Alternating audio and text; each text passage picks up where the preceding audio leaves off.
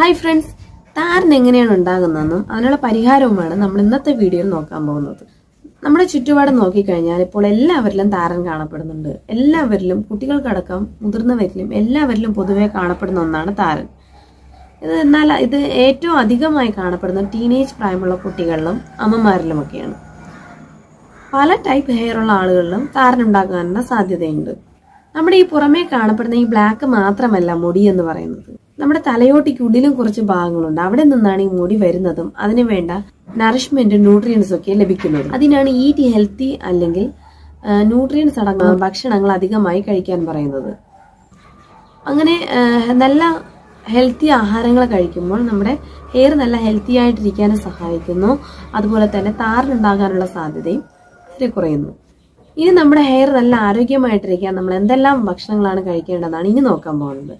Fish, almonds, തൈര് കഴിക്കാൻ പറയുന്നത് നമ്മുടെ ഹെയറിന് വേണ്ട പ്രോട്ടീൻസ് അധികമായി ഈ തൈരിൽ അടങ്ങിയിട്ടുണ്ട്. അതിനാണ് തൈര് കഴിക്കുന്നത് നല്ലതെന്ന് പറയുന്നത്.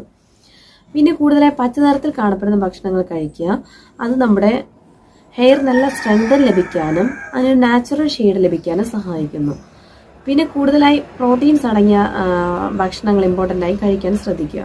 പ്രോട്ടീൻസ് മാത്രം പോരാ, അതിൻ്റെ കൂടെ വൈറ്റമിൻസ്, അതിൻ്റെ മിനറൽസ് അടങ്ങിയ ഭക്ഷണങ്ങളും കഴിക്കാൻ ശ്രദ്ധിക്കുക. ഇതൊക്കെയാണ് താരൻ വരാതിരിക്കേണ്ടതെന്ന് നാം ശ്രദ്ധിക്കാനുള്ള കാര്യങ്ങൾ. ഇതിന് ഏറ്റവും നല്ലൊരു പ്രോഡക്റ്റാണ് സാറ്റ്നിക് റേഞ്ചിലുള്ള ആൻറ്റി ഡാൻഡ്രഫ് ഷാമ്പു. ഇത് കൊച്ചു കുട്ടികൾക്കടക്കം ഏത് തരം പ്രായക്കാർക്ക് ഉപയോഗിക്കാവുന്ന ഒന്നാണ്. നിങ്ങൾ തീർച്ചയായും വാങ്ങി ഉപയോഗിച്ച് നോക്കുക. ബാക്കി ഡീറ്റെയിൽസ് ഡിസ്ക്രിപ്ഷൻ ബോക്സിൽ കൊടുത്തിട്ടുണ്ട്. Thanks for watching our video.